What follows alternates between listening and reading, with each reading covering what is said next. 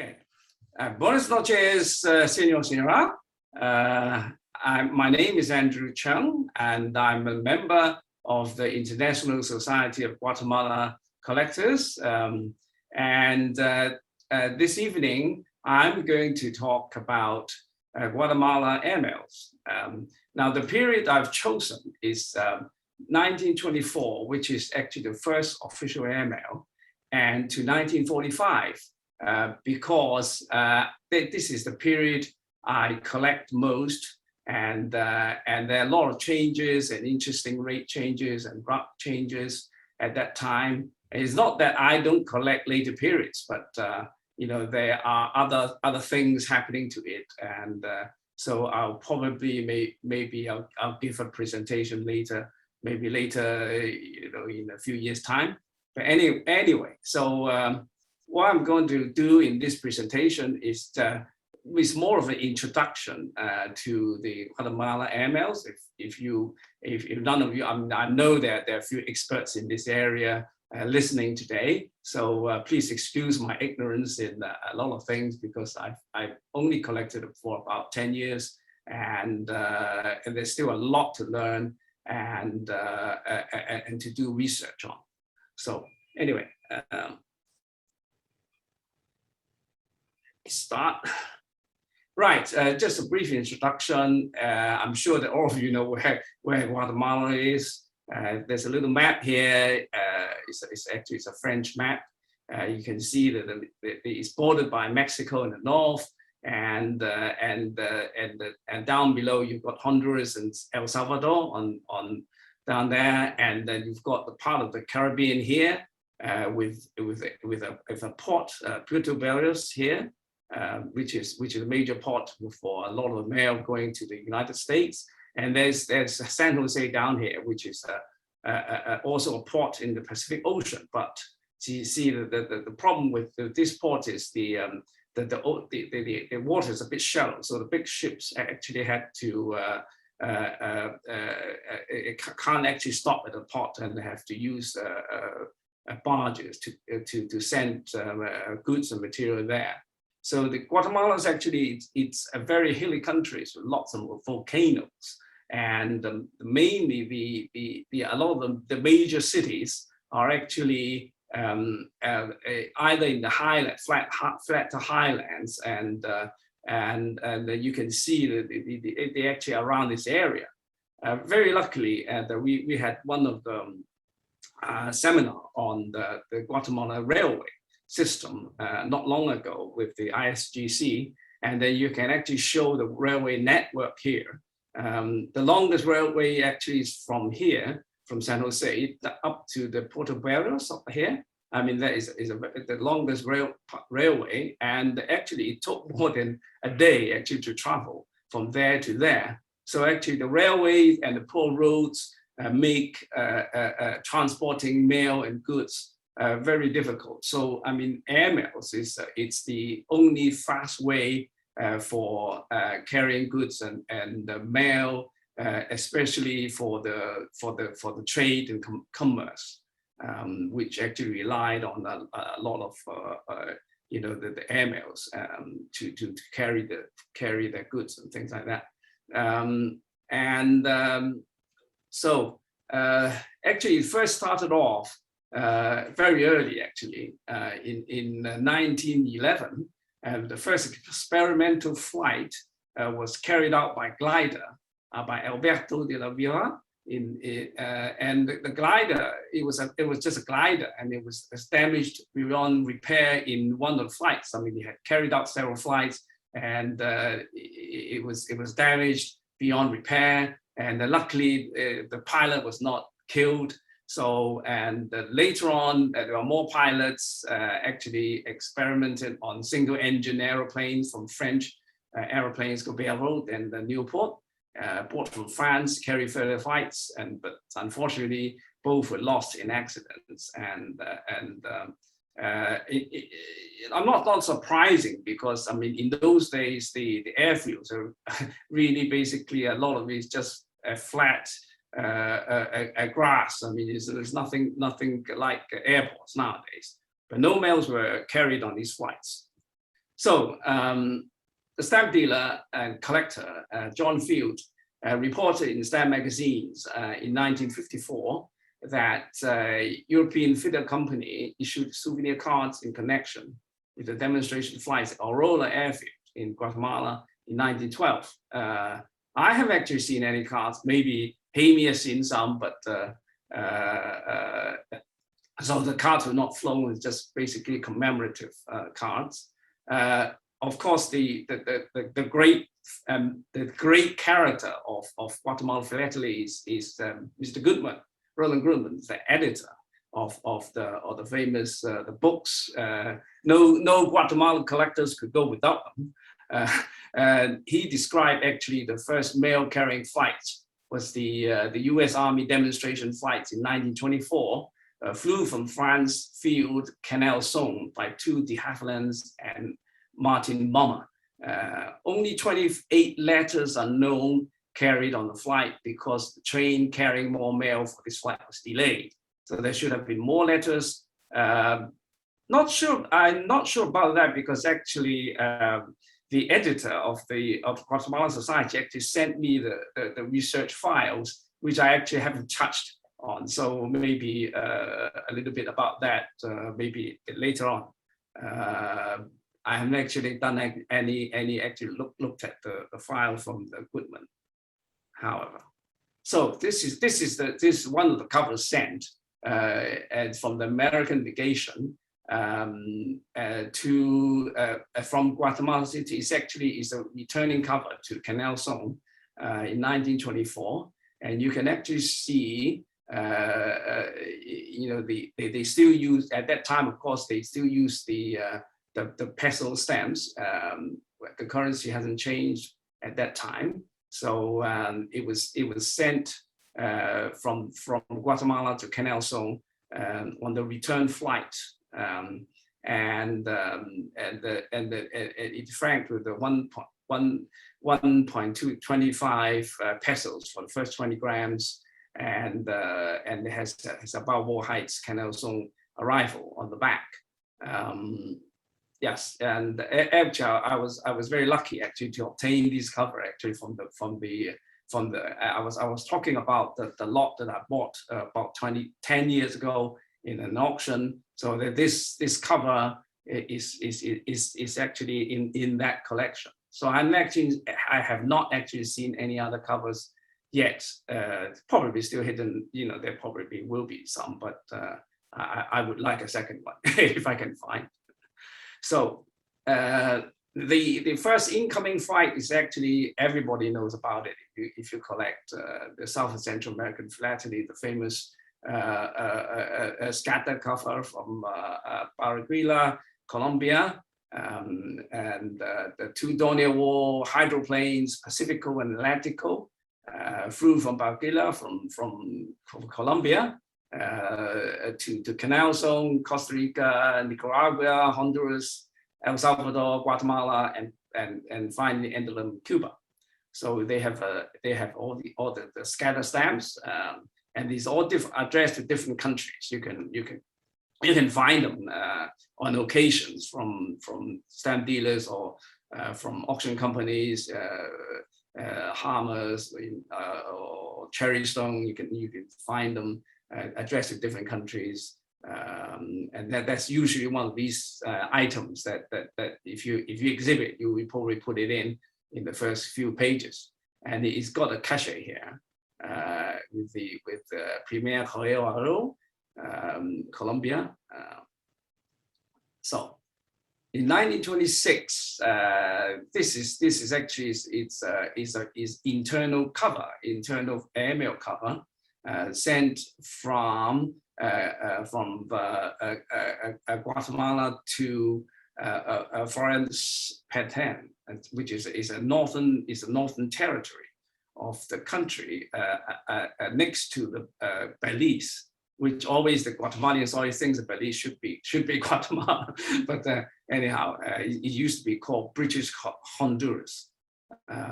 So this is a northern department where chico was grown for chewing gum, and so it's more of an agricultural country. and it could be reached by land via British Honduras, but the journey took 15 to 20 days, depending on the season. If it's a rainy season, it took much longer. So actually direct flight actually took only 4 hours from Aurora airfields in Guatemala, and the mail carried was official stampless letters. So there are not many of these covers are known stampless because it's official mail. But interestingly, it has a cachet here, which is one of the actually the arrow with the arrow word is one of official cachet stamped on it. So later on, the same cachet you can see here again. A series of pioneer flights carried mail using military trains between the different Guatemala cities by military trains. And they, again, at that time, they still used the peso stamps with no particular airmail surcharges or any later airmail stamps. Interestingly, they have actually introduced this circular cachet, which actually was later was converted to a date stamp with presumably this is just a rubber thing, and then they put a date in the center. So which you see in the later covers, which I'm going to show you. But you got some private cachets going to this one is Guatemala Esquipulas, and this one is to Santa Rosa. So now the external flights actually are they are actually monopolized by the U.S. As you know, the foreign airmail routes of the Pan Am. The United States actually monopolized the outward mail from Guatemala to other countries, and the first route, or first route they developed is the FAM, so-called FAM route from from Mexico. They actually flew from the Townsville in Texas to Mexico, and then you get a special cachet here in 1930. And of course, I've also seen these pictures already in one of our guys' background. This is, I think it's Ford Trimotor, right? This is plane used by, it's got a PAA logo on the side, carrying the mail. And it has, by that time, they have introduced the first aero stamp, which is the 15 centavo airmail surcharge for 10 grams of mail. But of course, you've got the Pan American Postal Union rate of 3 centavo to all the PAPU, so-called PAPU countries, and then of course with the postal tax stamp, which is actually, I don't know whether it's actually unique to Guatemala, probably not, but in 1927 they've introduced a 1 centavo tax to all mail. Every piece of mail you have to stick the stamp on, and the purpose actually is for this building, which is the post office building. So every year they have the stamp was actually printed by I think Delarue. I think it was Delarue of England actually printed the stamp. And every piece of mail has to have this stamp on. It's more of a, I don't know what you call it, it's a fiscal stamp, but it's not, it's seldom actually used as postage. You're not supposed to use it as a postage stamp, but you see later that some of them were misused. Anyhow, so this is the typical franking with the airmail surcharge, the local rate, the PAPU rate, and the tax. Okay, so this is always addressed to different countries. You can find covers going to Costa Rica, Honduras, Nicaragua, Panama, etc. So this is actually it's an incoming flight, and also outgoing is the external flights. So domestic mails, as I say, is very important for Guatemala, and they started in June and July of 1930. The inauguration of new domestic routes by the Compañía Nacional de Aviación, and using this Hodgkinson trimodal biplane to carry the mail to various places. And now they've got the official cachet here, which is actually a cachet used by actually, I think there must be more than one, because they have little type you can actually put in. You can have different combination. This Retulu to Guatemala, and the reverse flight. You have the Guatemala to Retulu there, and etc. like this one. Okay. And then the domestic rates, domestic airmail surcharge at that time was 6 centavos, and this is actually the first stamp, first airmail stamp produced, definitive airmail stamps without any surcharge, because all the previous aero stamps were surcharged regular stamps. You see, so this is actually specially produced for airmail. So you can find a lot of these combinations to different places, different cities. It's quite interesting. So next, when we come to 1931, when the Pan Am decided to fly from Miami, so you got the famous the foreign airmail route number 5, coming from Miami down via Puerto Barrios. It has a special cachet here, and Philatelic, of course. And interestingly, they produced 3 stamps with the overprint, which they were designed to be valid only on one day. So this is a kind of commemorative airmail stamp for one day only. So I actually haven't. I think I've seen them used late, not afterwards, but they're quite interesting to find if you can get hold of them. But I think most of them are used up on the first day, because these covers, these kind of covers are quite common. So there must be all of them mostly used on these covers. So, and of course, in 1943, you've got another air route, which is the 3rd air route to New Orleans, and they have a special cachet there. You can see that. And then, of course, by that time, you still got the postal tax stamp, but it's actually changed to a different format. I think the last one was 1946. I think they collected. By that time, they probably had collected enough money to go into the building of the postal building.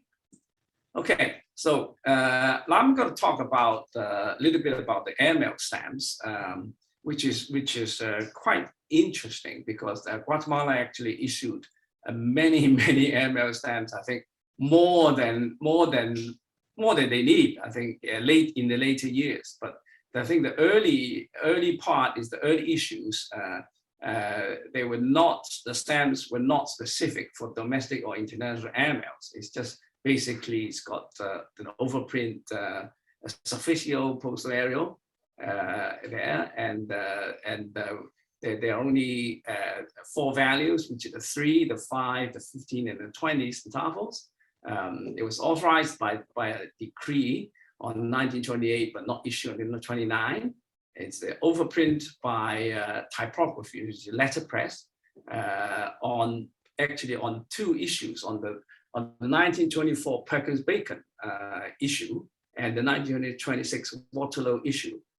And they look very similar, except that with the print on the bottom, you can see one is Waterloo and one is Perkins-Bacon.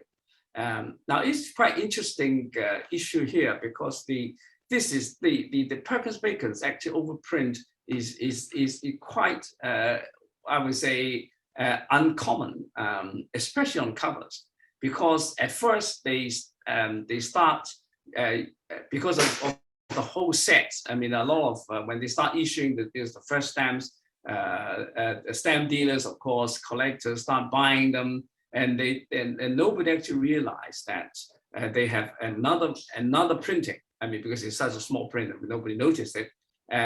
But by the time somebody noticed there's a difference between the printing and the stamps have already got either well, not, I won't say so. These were sold out, and then others issues have replaced them. So I mean, a lot of the Perkins Bacons actually overprint were wasted. I mean, you can see that there's over 8, according to Goodman, there was over 8,000 destroyed. So this is one of the rarer issue. And you can actually see there's a difference, even on the back of the gum. And the Perkins Bacons, the Waterloo would have some streaky gum, and the Perkins Bacon issue is more uniform. So I mean, try to get a hold of a cover. I mean, it's very hard. So Philatelic, of course, with the whole set of the stamps on the cover.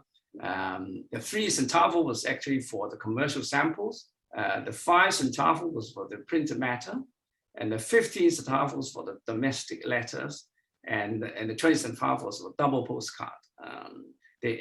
So this is actually it's called the air surcharge rate. This is actually in addition to the regular postage. So this, you know, they produce a lot of philatelic cover. Rossler, as everybody knows, produce a lot of these covers. So this is actually usage of the stamps. You can see this is 20 centavo going to Germany. Now, actually, the breakdown is actually 15 airmail surcharge plus the 5 centavo UPU rate.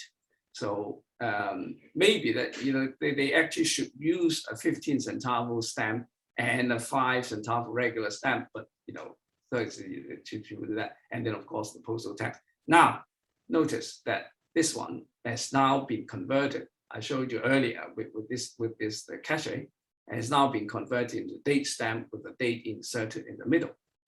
Now this is interesting item which I've shown at the ISGC presentation, which I'm not sure this is actually a airmail cover or it is actually a local cover.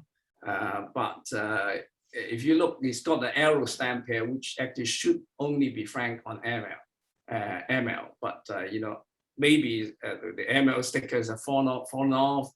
But I don't know. I mean, this is quite interesting because the airmail rate at that time, the local airmail rate was the 4 centavo.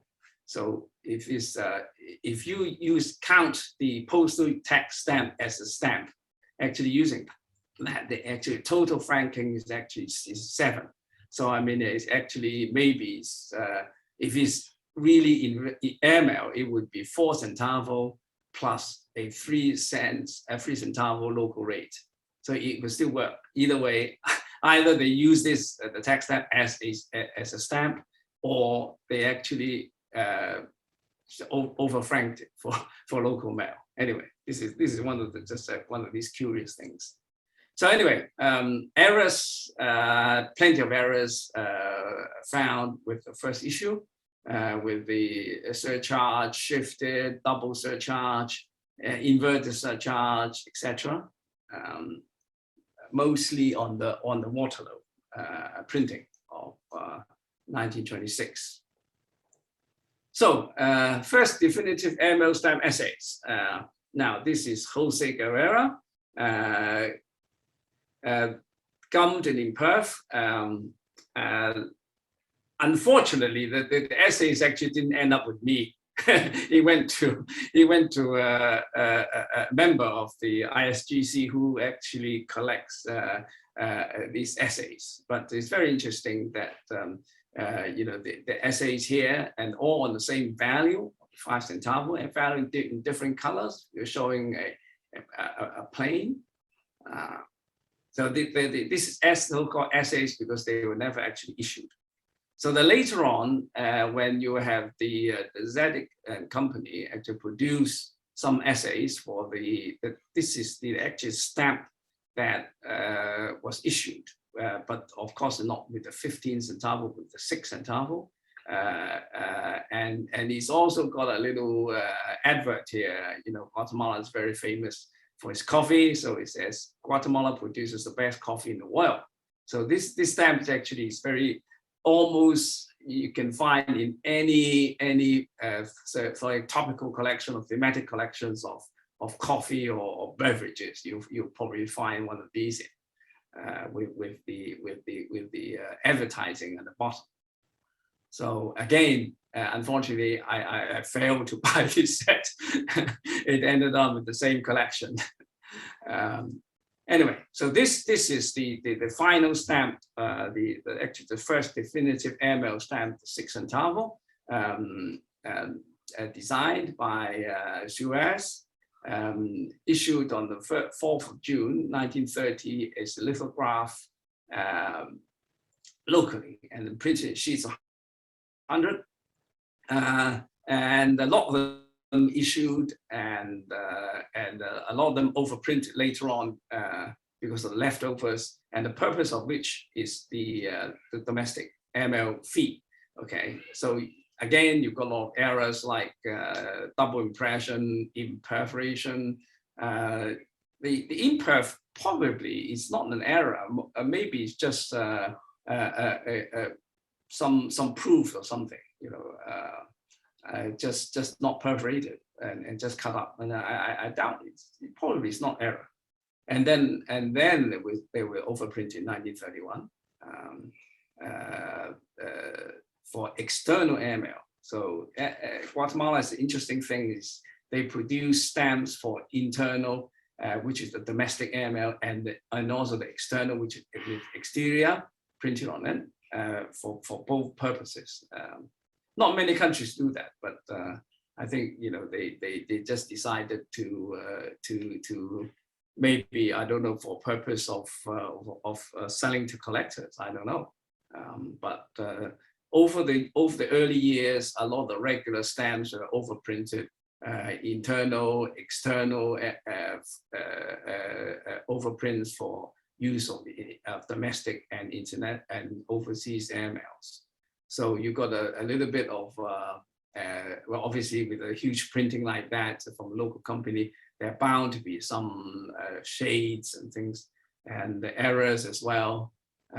Some which I've been informed, like this double perforation, could have been dubious. I mean, you know, not fake. I mean. But some of them are with a double overprint and inverted overprints, probably genuine.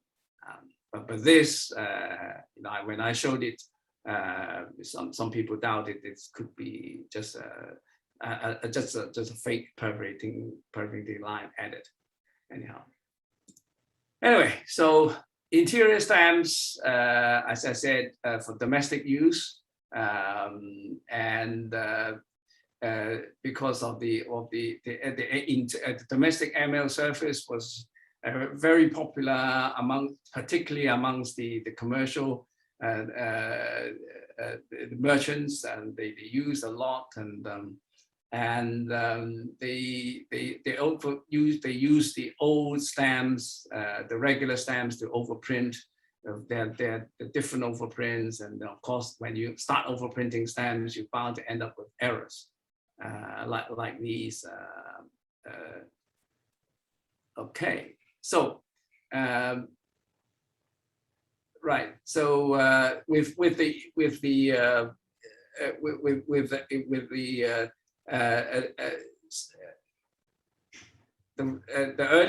early airmail stamps were overprinted, and later on they actually print stamps which are intended for the internal and external use, and they actually have a first commemorative airmail issue in the 1935 various issue, which is actually is a part of the set, designed by Carlos Marcos, printed by Eschendeck. So actually, Guatemala actually used a lot of printers from American printers, and British printers, and even European printers. I think perhaps they just want to ask for a good price from these printers. Whoever gave them the best quote, they used them. Okay, so airmail rates. I'm just going to a little bit about airmail rates, which is probably the least well researched. It's according to Goodman's, the Bible, we so-called Bible of Guatemala. The first mentioning of airmail rates was by decree on 27th November 1928, setting a 15 centavo per 20 grams to USA. So the postal guide in 1929 actually gave rates of letters, postcards, etc. And the rate, so-called the rate, is actually additional fee on top of the regular postage. I mean, and the most important piece of item is actually the postal memorandum, the memorandum postal of early 1930, designed by Suarez, and which showing the sketch. I'm sure everybody know about it. A lot of stamp dealers call it postal stationery, but it's more of I would say a notice rather than stationery, and it shows all the airmail. I mean, only the six centavo is actually a stamp that's produced, but all these values were never produced. And it's shown on the back. It shows a Fokker a plane on the back, but very pretty on the front, but the back is more interesting. It's in Spanish, of course, but you can actually see the very important. Here you got the itinerary with the going out, the outward mail returning on the same day, and then to the various places, to the Red Hulu and to the forests, which pretend and up north, and the Zacapa and Puerto Barrios. And then you can see it's this is Monday, Wednesday, and Friday. And then you can get Saturday, take off at 6 a.m. To Cuban and Salama. And then, of course, the Thursday, Tuesday and Thursday going to these places. So, I mean, daily, they have flights to different cities. And then you've got the Tarifa, to the internal, for the domestic airmail, 10 grams or a fraction of it. And it says stated 6 centavo. And then all these are the airmail rates, early airmail rates to various countries, to the United States, the 15, to the Panama, Costa Rica, 19, etc. So those rates were actually the stamps on the front, but those, of course, the rest were never produced, and they were just using the combination of stamps to actually add up to the rates. So this is a very important sort of postal document, and with hundreds, I think many hundreds were produced, and they were sent out to various places. So this is actually one of the local domestic airmail, quite an early one in 1930, franked with the 6 centavo stamp with the postal tax going from Salama to Guatemala. Okay. So lots of problems. I think in an article by Hamey in the ISGC, I mean, he actually produced some articles concerning the changes in airmail rates because of the negotiation between the domestic carrier and the government almost annually about the carriage fees and the postal and the postage. So the cheap airmail rates meant that the domestic carrier was actually losing money. So therefore, they suggested to the government that if the company reduced the carriage fees, to the postal service, the government could further reduce airmail rates to attract more airmails. Well, sometimes it can do, but sometimes it can't, because the thing is, if you reduce the fees and if the usage was still not enough, then you end up losing money. So anyway, they tried it in 1930. The domestic rate was reduced to 4 centavos per 10 grams. And then furthermore, the new tariff no longer required payment of internal postage. So they produce some more of these overprint stamps to meet up, especially this 1 centavo stamp, to meet up the new rate. So this is the Guatemala City to Mesotenango with the 4 centavo rate made up of 3 and 1. But unfortunately, the rate did not last long. It went back up to 6 centavo because the domestic carrier was losing money. So it went back, so anyway, there are lots of bargains between the domestic carrier and the government, so the rates actually changed, but finally it actually stabilized at 4 centavo for a long time. So in 1935 to 38, actually saw a breakthrough in external airmails with rates given quoted to countries other than Central and South Americas, including Caribbean, Asia, and Australia countries. I mean, these rates were all documented in the third book actually produced by the ISGC, and the rates were actually quite different to each country. And I think most of the external airmails are they were going to the USA. I mean, you'll find most of them going to USA, and then also to Europe, particularly Germany. There are lots of Germans in Guatemala, and these are commercial people, and they send mail back to Germany. Maybe Switzerland is also another country where you get a lot of mail. But mail actually to Asia, India, Australia, and as I mentioned earlier, Indonesia are very rare. I mean, you just don't find them. Maybe there's not much commerce going on between these countries. And then of course, the breakthrough actually here was the issuance of the first set of regular pictorial Quetzal airmail stamps. They're called Quetzal stamps because they have an overprinted Quetzal on the stamp. It's very pretty stamps, different colors, but one wonders whether they really need that many values, particularly for the interior, for the domestic airmails. They have different sets for the interior, which is domestic airmails, and the international airmails, which is exterior. And these sets were often 9 values, 10 values, and they were printed by Ashendale, and almost every year they produce a set. So one wonders whether actually these stamps were more intended for the stamp collectors than actually they need them for actual use. So I mean, my story actually ends 1945 because there was a massive reduction of airmail rates to most countries. Instead of these huge values, they reduced it to 5 cents and 10 cents, and even I think it was about 30 cents to Asia. Anyway, so errors. Now these are the very famous errors that the airmail collectors love to have.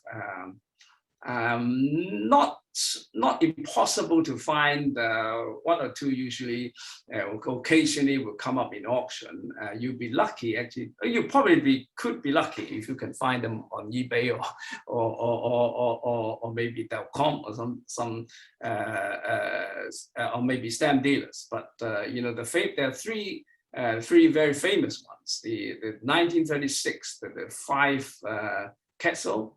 With the missing Quetzal here, And there's 10,000 printed. It's actually itself is quite a rare stamp. It's only 10,000 because it's a high value. It's about 20 recorded and mainly mint, and maybe some CTO. The story was that some of these were actually distributed to UPU, and then you could end up. Some of them could end up with the archives, postal archives in various countries.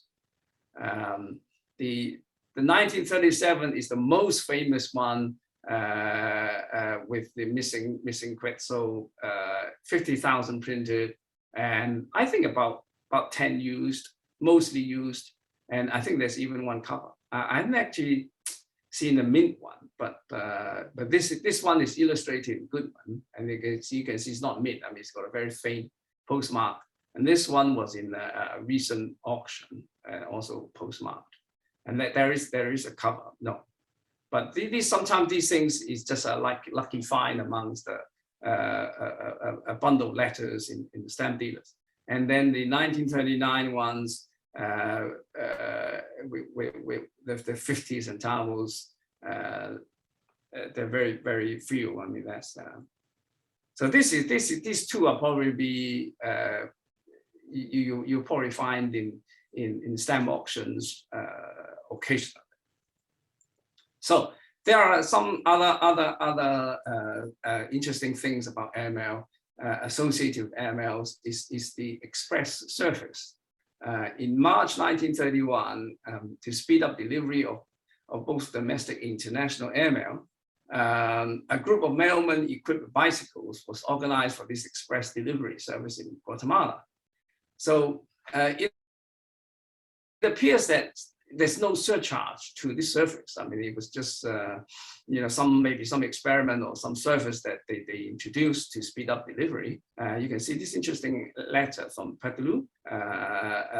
It was actually redirected. So it was actually sent with a local rate of 3 centavo with a postal tax stamp to Mr. Tenago, and then it was redirected by airmail, paying the 4 centavo rate to Guatemala, and upon arrival, it was struck with this hand stamp here for this special service. So this is 1931, so it's fairly early. So another interesting aspect about airmail is the so-called nocturnal service, which is probably I think a lot of the stamp dealers would say, "Oh, this is nighttime airmail," but I think that's probably wrong, because I mean, in those days, there probably would be very hard to fly at nighttime. It's too dangerous, too many mountains, and the radar system is not really the best available. And as you see, that most planes actually flew at 6 a.m. in the morning rather than in the evening. So I think this probably indicated a kind of late fee, so-called late fee service, which for mail actually posted after the official airmail service has closed. And you can see actually this is the one actually with the Recibida Fuera de Hora, sorry about my Spanish. So which is actually received after normal hours. There's a hand stamp here, which perhaps indicated that this is kind of late fee. Well, if you count all the stamps to Costa Rica, at the postage was 19, and then you have to add the airmail fee was 19. You have to add the 3 centavo, the Pan American Postal Union rate, and then you've got the 5 centavo registration fee, and the 1 cent postal tax, and then with the 4 cent in excess. So probably it's not documented anywhere. I mean, but probably this is maybe there's a 4 centavo late fee applied to this mail. So similarly, this is the same. There's an extra. There's a pair of 2 centavos on the back of the stamp, and it's got a special cachet. So it's definitely accepted by the post office there with the special servicio nocturno on the back, with the registration cassette and the hand stamp to go with it, and then with the extra pair of with two pair of two centavo stamps on the back, which possibly is the late fee charge.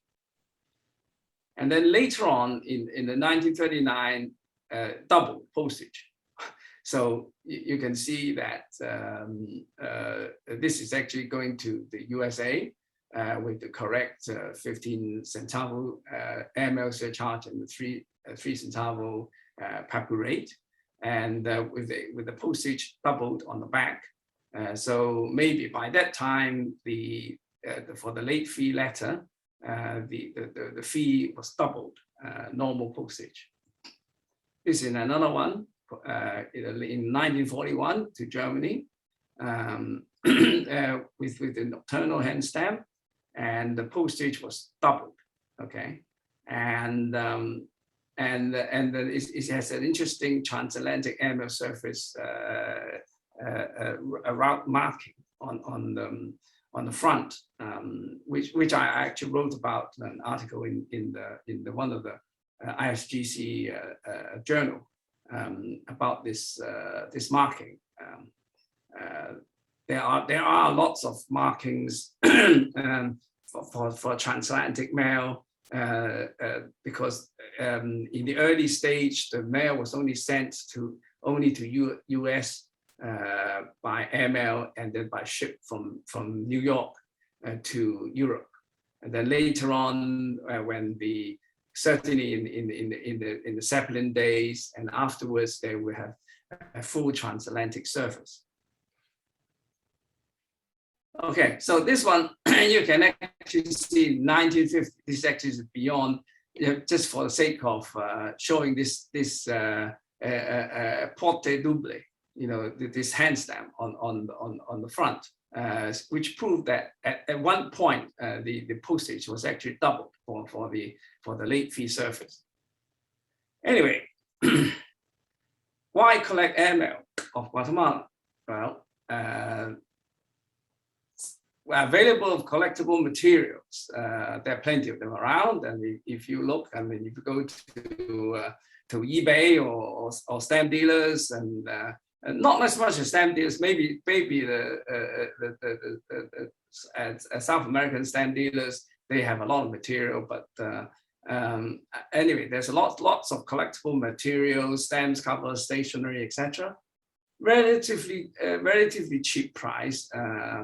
It doesn't really, not like the classic stamps which cost a lot, but there's still a lot of research, unexplored areas, like what I show with the late fees. I mean, I haven't actually done it. I mean, there seems to be little in the literature about it, and then of course some of the early old prints, they have settings which are not mentioned in the books. The printing have different settings, but nobody actually mentioned in the books. And then if you are an exhibitor, there are a few exhibits in competition. But of course, the cons of collecting Guatemala airmail is a relatively lack of reference. The only thing that for the non-Spanish speaking people, is the Goodman, which we call the Bible of Guatemala, and then the books produced by the ISGC to base on your collection. And of course, I mean, as I said earlier, that if you like to venture to the country, to Guatemala, and of course, if you're Spanish speaking, of course, and then you can probably find out a little bit more from the archives.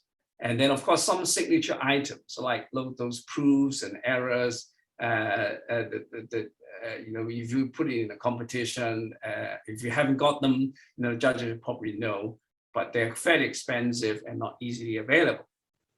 So there we are. So for the Guatemala, these tools are essential and for reading, not only airmails but all the stamps as well. And then these books are the Goodman's editor. The first book was produced in 1969, and it deals with the postal history and stamps to mid-1902. And the second, book 2 was produced in 1974, and then deals with the later period. And there's a third book, which is a paperback, actually produced by the Society in 1991, which deals with the even later period and an update of postal rates.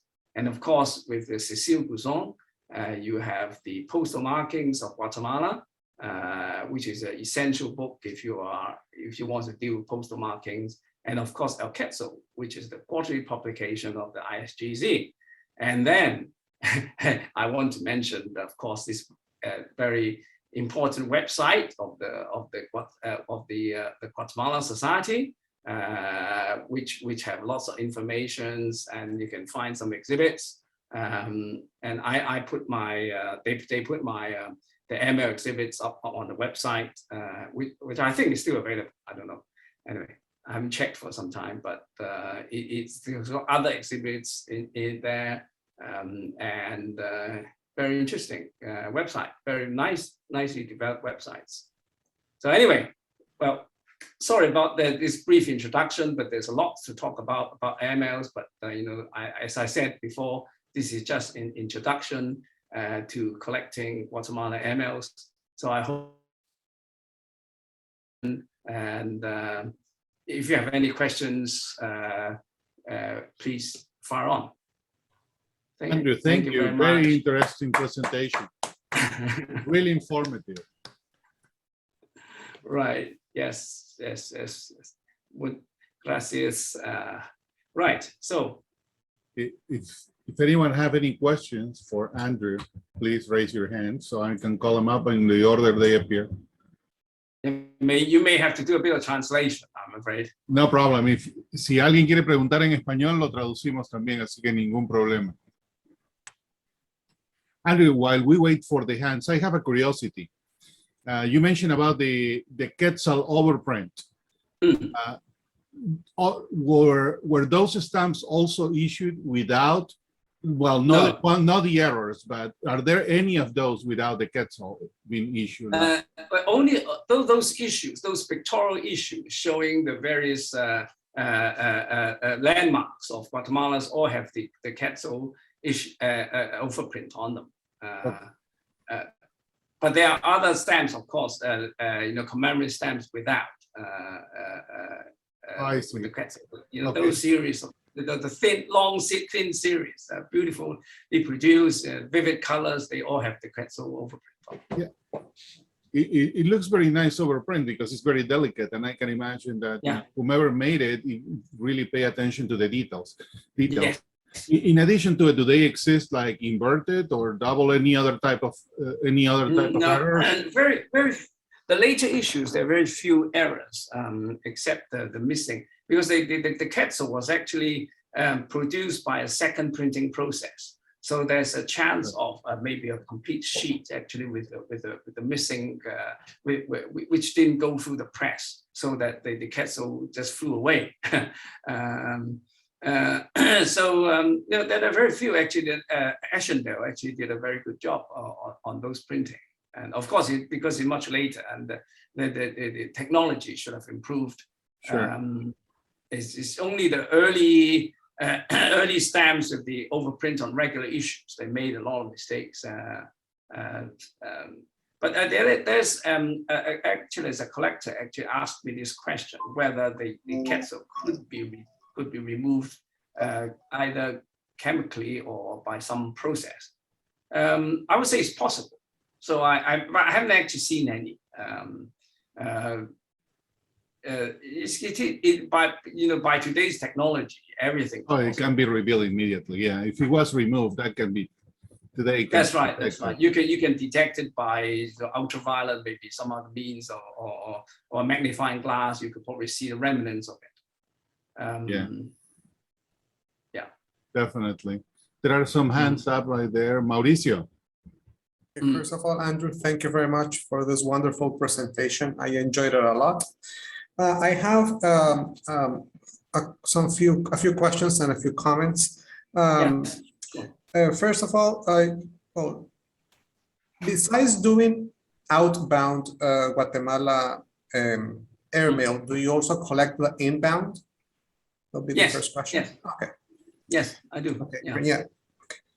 It was nice seeing that cover that you show at the beginning. Well, I do Honduran airmail, so I have the Honduran one, and it's nice to see. They are quite scarce, and it's nice to see another one from a different country. Okay. Could you please repeat again the date when Guatemala entered the FAM-8 route? I missed that. I know when it began for Honduras, but when did it begin for Guatemala? I believe I missed that. 1930.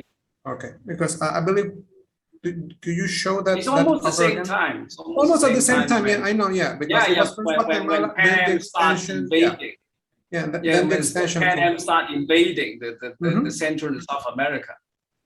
Okay. To try to monopolize all the airmails from the North and South American countries. Yeah. Regarding that comment that you made, that the Guatemalan stamp said internal airmail and external airmail or foreign airmail. Same thing happened in Honduras for quite some time. We had internal, external, and then we had some that said internal and external in the same stamp. That's right. Yeah. Yes. But you could use them at the end. Yeah. Not many countries did that. Yeah. No, not many countries do that. I think I don't know why. It may be. It's only my guess that it's probably for postal revenue. The post office want to make money. That's why they decided that to have two sets of stamps. But I just wonder whether actually, if you stick the wrong stamp, they will penalize you. I mean, the use of postal tax. I mean, the stamp was not supposed to be. It really is a fiscal stamp and not a postal stamp. But I mean, I actually showed you a cover that actually used that stamp as a postal stamp. Is nothing been done to it. Maybe other Guatemalan collectors may have postage dues with that thing, but no, it's not that I know of. It's also interesting that one thing I have actually shown in the presentation is the Dage, the Colonel Dage flight. Of the 1920, was it 26 or something, that with lots of stamps on the cover from all the different South American, Central American countries. That they have the plane that a bunch of US pilots actually sent down to the Central America, and they have a stamp. Philatelic, of course, with a stamp from different countries, all cancelled, and it's an interesting item. But you can actually see one of those in my collection shown in the ISGC website, and I have one of those. But it's interesting that it's from all the different countries. It's also considered one of the sort of pioneer flights anyway, which I didn't show here because it's not specific for Guatemala. Hey. Thanks. David. Andrew, how are you? Oh, fine, thank you. Hi. Nice to hear somebody who doesn't speak Spanish. I'm so sorry. Yes. I like the first time you showed about the bridge of the penitentiary. I have the other part of that study. I want to share it with you. Oh, okay. Yeah, good. Can you see it? Yeah. Here. Yeah. Very nice.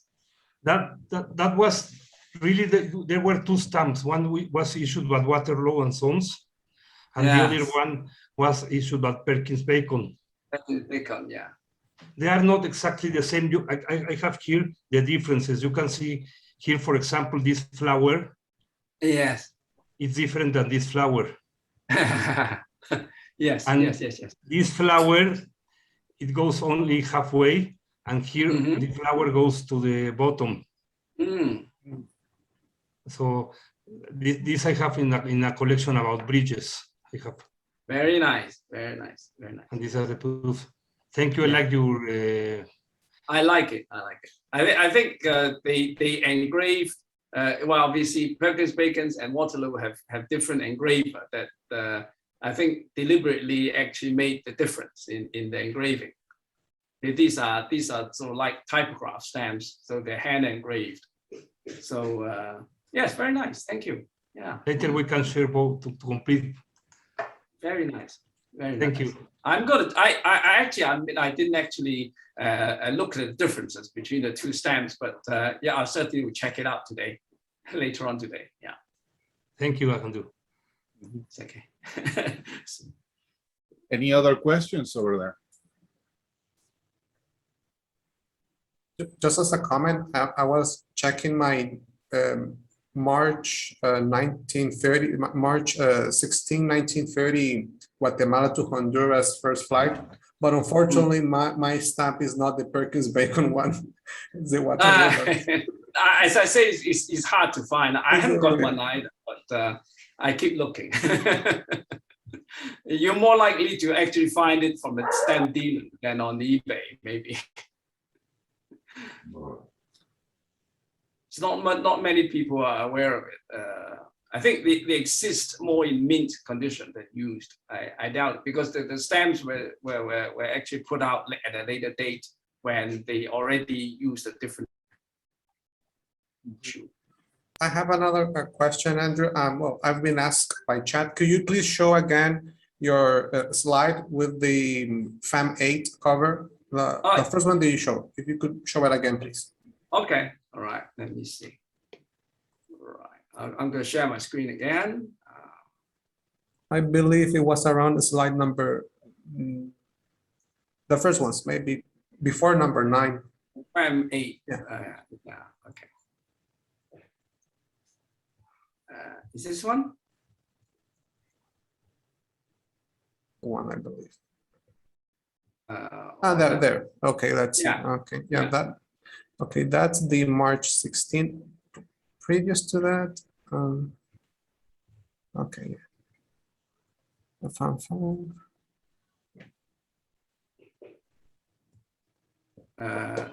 Yeah, that's FAM5. It's FAM8. Yeah. Yeah, and FAM8. Yeah. Okay, perfect. Yeah. They actually you find them in red as well. Yeah. I've been asking you. Show the next one. Next slide, please. Next slide. Yeah. Yeah. Yeah. This is domestic by the CNA.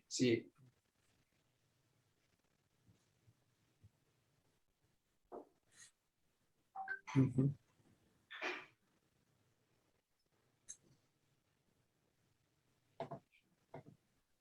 Okay. Thanks. Okay. Right. So, yeah, regarding what you said of the red cachet, that's correct. Mine is in red. I had one previously in black. yeah. I always wonder why they did the 2 colors. I think 2 hand stamps. I think I haven't actually had time to compare the differences, but if it's in rubber hand stamps, there could have been some slight differences in the hand stamps. I think I doubt. I don't see with the red hand stamps or the black hand stamps, you don't see any sort of remnants of the colors. So I mean, it's not surprised that they could have different hand stamps. Maybe just 2 almost identical hand stamps, one used in red and one used in black. I'm not sure. I'm not just sure it has any significance at all. I got a red one. Yeah, maybe I'll try later on today just to compare whether they are actually the same or different. Actually, probably with only slight differences, not major difference, because otherwise people would have spotted it a long time ago. Not sure whether there's any significance at all. Anyhow, well, you see, there's still more research. You see, that's what I say exactly. Yeah, there is. The same thing happens with Honduran airmail. There's not that many reference material available, and unfortunately, our archives have some gaps, which makes researching a little bit challenging. But we had found a lot of information, and I think the same things happens for Guatemala and all of Central America. Yeah, that's right. As I say, because for example, the books available to us is really secondary information, secondhand information. And it really is the best research is really going down to postal archives and look for firsthand information, the source, basically go for the source. That's what I mean. If you're a postal historian, you know that okay, you've got a book with all the shipping times and dates. You really should go to newspapers and just look for actually whether actually the ship departed actually on that date. Because I mean, with the books, they could make mistakes, typos, etc. So anyway, yes, congratulations. I mean, spending your time, it's must be great. Hopefully one day I'll go down there. But at the moment I'm still a working fella. So so when I retire, then maybe I just go down there and check it out. Well, maybe with a friend and a bodyguard.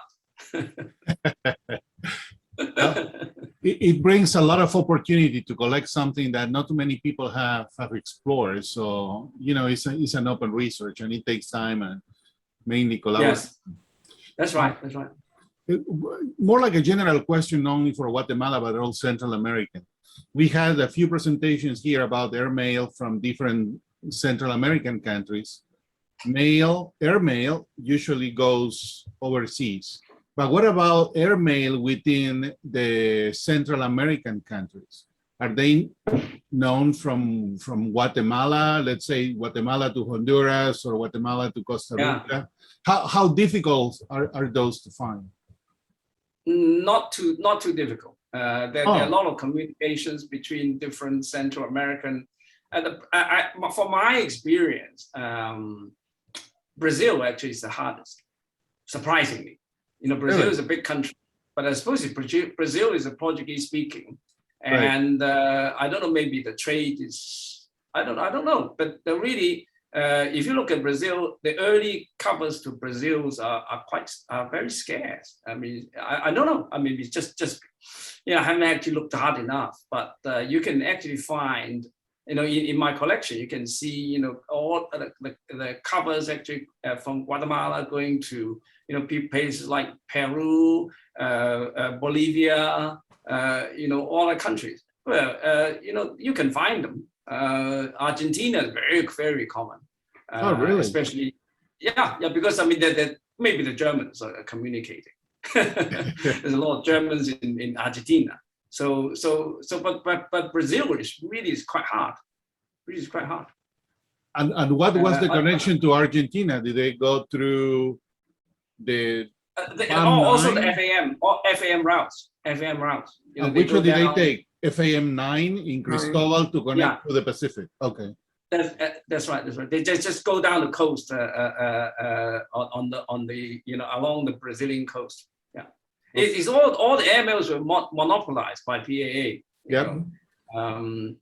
I've only seen one incoming cover from the Latte, which is Italian Italian airline to Guatemala. I think it went for a sky-high price in an auction in Europe, which I didn't get.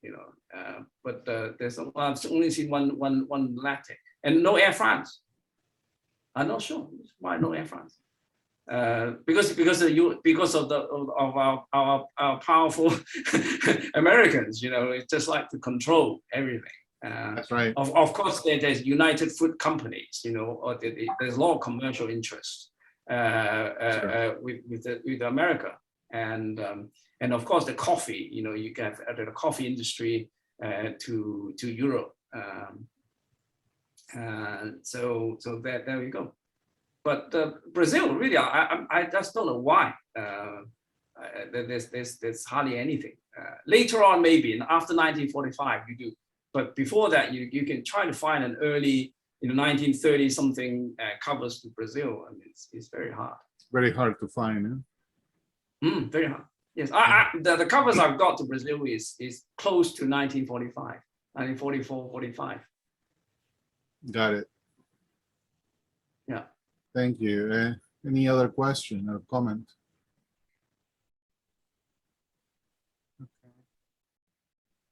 I don't see any raised hand. Oh, here we go. Jaime de Guatemala. Yes, the expert. He's the expert. He'll probably correct me on many different places. Yes. Hello, Andrew. Yes. First of all, thanks for a very nice presentation. Very interesting. Thanks for all your efforts. I have a very interesting question. If you don't want to answer it, be freely. In the issue, in the 1929 issue, I saw you have unsigned pieces. Is correct? In your presentation at the beginning. Yes. The 29 issue. Of the stamp with the signature. Yeah, with the stamps.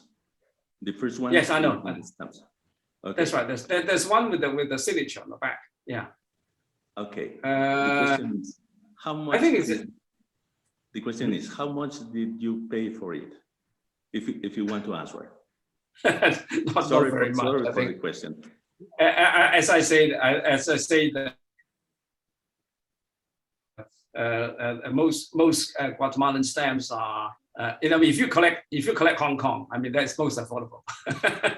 The only thing I find it the price is a bit steep is those essays, which I saw, and eventually who actually bought them.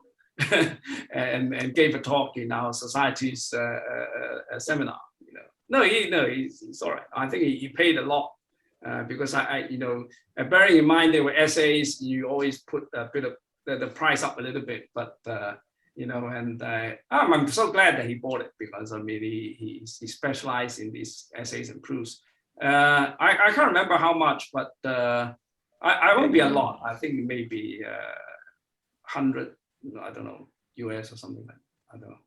Okay, no problem. Not too much. Just not because too much. I mean, I want to know how much more or less we have to pay for some similar. Yeah. I think for if you I think they don't actually charge too much for expertise. Is an expertise mark.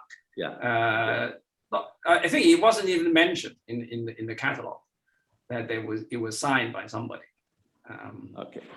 And yeah. But is that signature of a known expert or is? I don't know. Okay. I don't know. Yeah. I don't know if this exists in other places, but in Latin America, it was quite common for some collectors to apply their own marks on the back of the covers and everything. So I'm wondering if it is one of those cases. Very common in Chinese philately. Oh, is it too? Okay. Very common. They are not expert mark. They were just owner's mark. Yeah. Especially not only stamps but covers too. I mean, I tend to ruin it because they put it on the front of the cover. Oh yeah, I know. Like a red seal, little red seal, and everybody thought, oh no, this is the expert mark. It's not. It's the collector's mark. That's but right. he happened to be a very famous collector, and therefore it tends to give a bit of provenance to it. But sometimes some of these covers are fake, and then forgeries, because forgeries actually happen because I mean you could easily make one of these red signature marks on the stamp.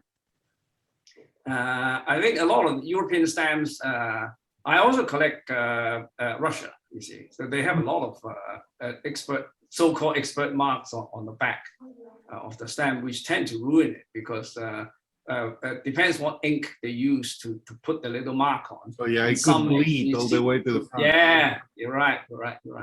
I have seen some of those on eBay, and well, it depends what paper they have.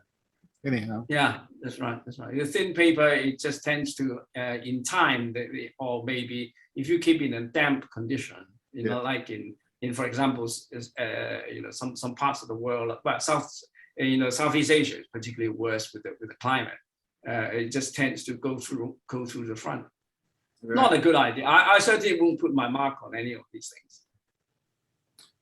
Well, even in the British Guiana magenta, some people buy them just to put their mark on the back, right? It's kind of a fancy way to get it in. Anyhow, any other questions or any other comment? Any final comment, Mauricio? Henry, just in referring to your question, Henry, you were asking about mail within Central America as a first flight or regular airmail? No, commercial. As a first flight, I would assume there were quite a few because they will have to stop anyway. Okay. Commercial, commercial? Yeah, commercial is still you can find them. You can find them. Not as common, of course. The most common destinations for Guatemala airmail, of course, is USA, and primarily. I mean, if you go to eBay or elsewhere, you can see most of the letters are going to USA and Germany. Those are the two commonest places. But I think most European countries, except maybe the Scandinavia, they're quite common. I've seen in France, Spain, Portugal, Great Britain. But otherwise, the Scandinavians are less common. Russia, I don't think I've seen to Russia, and South America, I think you do find. I said except Brazil, which is I curiously, I mean, I don't know why.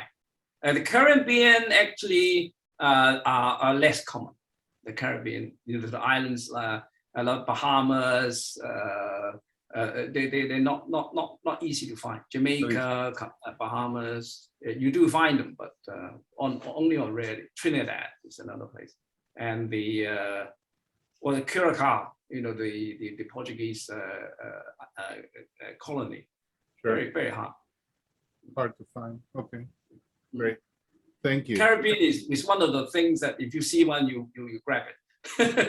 You have to jump to it. There are not very many. Yeah. Because Caribbean is mostly British. You see a lot of British mail, you know, and then you know you get something like that. Either usually just maybe a friend writing to a friend. It's not commercial. Well, not really sort of trading mail. Yeah, but you brought up a very good point about the fruit company in Central America. So they definitely have the connection with the U.S. and probably less with anything that occurs in the Caribbean, although they have a lot of sugar, tobacco, and a few other things. But maybe they were two different distribution points. Transatlantic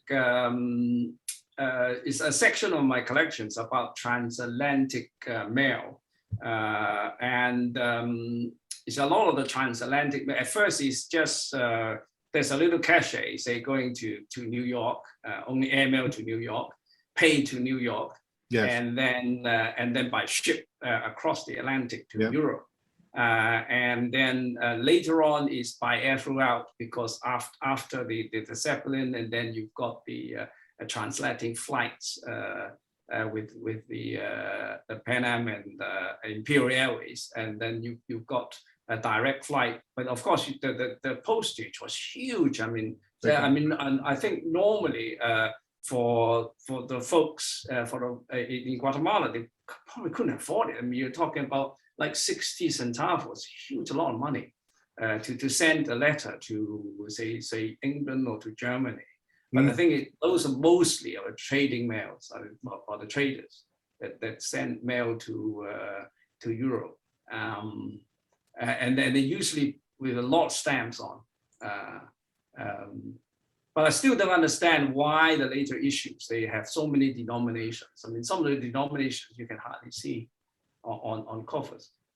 Yeah, but I guess you hit it right on. It has to be made for collectors, and and especially because if they have the cancel to order and all that, it kind of gives a hint that someone wanted to profit out of it. That's right. My comment is the following. When the flight took off from Brownsville to San Lorenzo, it made several stops in Mexico. The final stop in Mexico was Tapachula, and from there to Guatemala. But the day that was supposed to leave the plane from Tapachula, a rainstorm delayed the flight. And the pilot, when arrived to Guatemala City, was in a rush. And some mail bags were left in Guatemala. And so he left Guatemala City to San Salvador and then to San Lorenzo to connect with FMH 5. So the covers left in Guatemala City received a transit postal mark and were taken by the flight 2 days after that. So it may be interesting if you look for those covers. They are not, well, there are some a little bit difficult, but not too much difficult. But exist covers from Brownsville, stop in Guatemala City with a transit postmark, and then taken to what was San Lorenzo, Honduras. Any sort of instruction marks on the cover? Say No, delayed. no, just transit on the back, a transit postal mark with the date, the 16th of January 16th. Yeah. And Or 17 sometimes, Edgardo. the 17th, yeah. Actually, Because not I will share one. Not all of them were postmarked the same day. Maybe there were too many covers, so they postmarked some of them in the 16th and the others the next day on the 17th. But they may be a good part of postal history for your collection. Yes. You have to do the research before you know. Yeah. I wrote an article about that. If you send Mauricio your email address, I have it in English and in Spanish. Great, all the history of that flight from Brownsville to Honduras. All the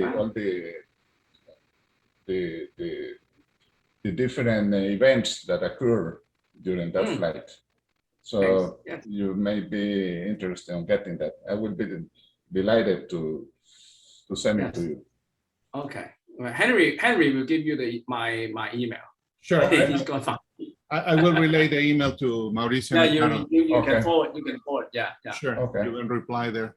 If I may add, just to what Edgardo says, I will show one of those covers that came on that flight that Edgardo mentioned. The one that I'm going to show is a Mexican cover, and they had the Guatemala cancellation applied by, let's say, by mistake. Let's see. And then they were sent to Honduras by surface sometimes. So here we have, I believe you can see the Tapachula. And then here we have this postmark, January 17. This is the Guatemala mark. And that created that the mail was mishandled and it arrived late to Honduras. So some of them, they did arrive late. Some of them were sent by the regular FAM 8, but we have also seen some that were sent to Puerto Cortes at the north of Honduras, which means that they were sent by surface mail to Puerto Cortes, and then they were sent to Tegucigalpa, we believe by surface mail, right? Right, Edgardo? I believe. Yes. Yeah, The big question is that they were not supposed to open the mailbag. And nobody knows why they did open the mailbag and stamp it with the transit mark. It was supposed to get the mailbags into the next plane and send them to San Lorenzo. But they opened the mailbags and hand stamped them. And I don't know why. They were confused about that. Would that be one of those cases that they confuse British Honduras with the real Honduras? Or No, because the mailbags were supposed to get to San Lorenzo from Guatemala, okay, and they just had to keep them in the postal agency, but nobody knows why they opened the bag and postmarked it. got it. Besides, Henry, that mistake of British Honduras and Honduras was not made by Central Americans usually. It was made usually by foreigners, very, very far away places. So Okay. that people in Guatemala confused Belize with Honduras, that was quite difficult to occur. Okay. Not that it didn't happen, but usually in Central America, we didn't have that confusion. Gotcha. Was sent to Mhm. British Honduras. Great. Okay. Thank you. And again, congratulations, Andrew, for your presentation. Gracias. Very instructive. That's right. Cool. I don't see any other hand raised or anything. Let me double check. Nope. Okay. No. Well, with that said, Andrew, thanks again. Okay. It was a very informative presentation. We Yes. enjoyed it very much. Thank you for Yes, making the yes, time. gracias. Yes. Muchas Gracias. gracias. Yes. Y el día de